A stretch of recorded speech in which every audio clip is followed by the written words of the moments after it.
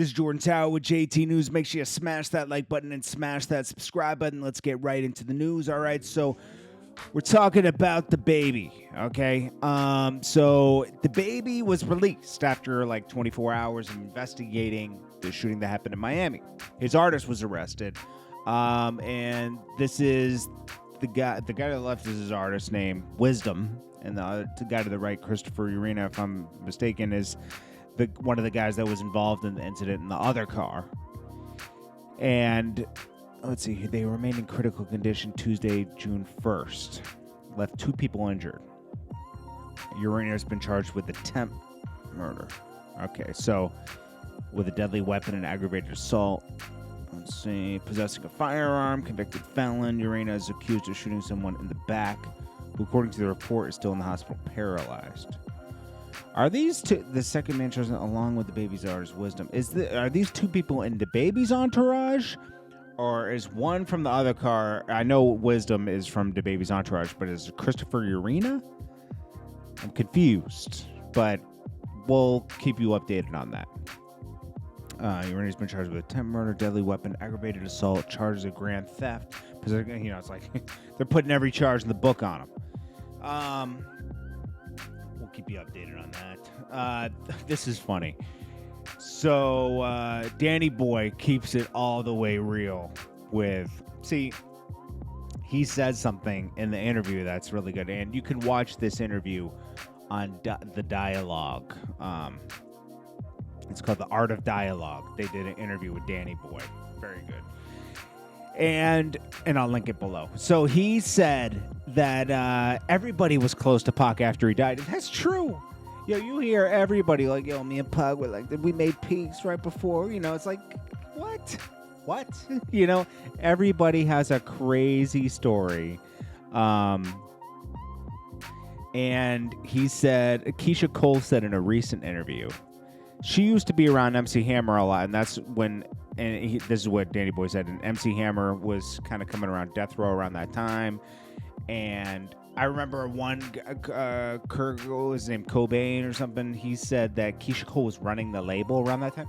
Keyshia Cole was like 14, 15 years old, and then Keyshia Cole said that Tupac came to her personally and said, hey, I'm thinking about leaving Suge to go to Quincy Jones. It's like, no, he didn't. Danny Boy made a great point. He ain't say nothing like that to her. She was 15 at the time. And it's like, why would he tell a 15-year-old, 14, 15-year-old at the time, hey, I'm thinking about leaving the label? It's like, that could have got him hurt on Death Row. And it's true. Because Tupac hadn't even been there for a year yet. He hadn't even been on Death Row for a year. I don't even think he made a year. They got him out. I think he passed away before he made even a year on Death Row. It seems like he was there for years. That's the crazy part. But he wasn't. It was like he just did so much work and put so much stuff out. I think they dropped an album like a week after he passed. But anyways, Keyshia Cole. Maybe she was lying. I hate it when people lie about stuff like that. It's so dumb. Look at Keyshia. Okay, so then we got Kanye. There's an alleged... I love this when these people come out and this is the new thing on TikTok, to tell a little story. Kanye came into a strip club, and instead of going to the strippers, he sat down with the bartender for 3 hours and, you know, told her, you know, that he's directly from the Lord and his beliefs and everything, then left her a $15,000 tip. That sounds real. Sounds real.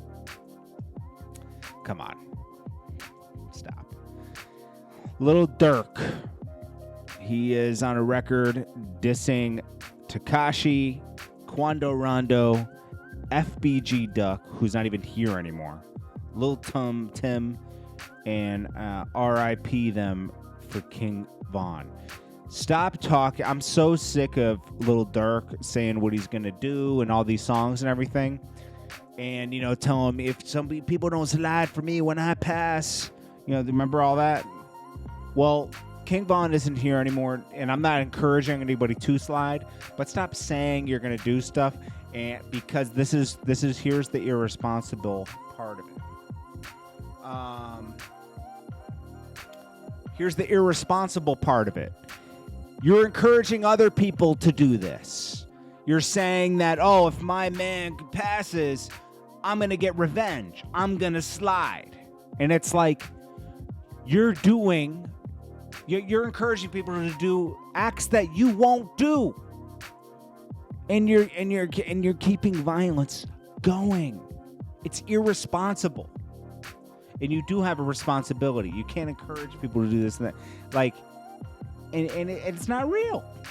It sounds good on record. It sounds good almost a year later, right? That's it. You know, it's like, and it makes headlines to sell an album. But, you know, eventually, when are people going to look at it and be like, you know what? Why doesn't this guy just stop? You know?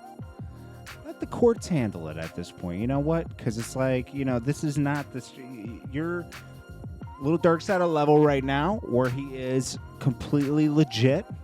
He's out the streets. Okay? And he has security. And that's fine. There's nothing wrong with that. But embrace it. You've moved past the streets at this point. That's okay. Let's just be honest, man. I'm sick of the little games that these people play. We fell for those same games 10 years ago, 20, you know, like when I was a kid, we fell for those games, you know, rappers. You know what? There was just no Instagram back then. So there wasn't Instagram till 2011, I think, right? 2012. When did Instagram come out? 2012? That's when things really got crazy. And when Twitter came out in 2009, right? It's almost, you know, it's almost just a decade ago, right? But it's like, that's when you start hearing from people so much. Before that, you'd have to wait for a DVD or an interview or MTV. Things were very spaced out. A magazine article wouldn't come out for 30 days, you know? So, like, you're not getting fast time, everything. Now things are so fast, you know? I think these artists forget what they said a month or two ago, you know? What's my point of that? It's like, you know, people don't think before they do things, you know? Like, they just do it, and it just sounds crazy, you know?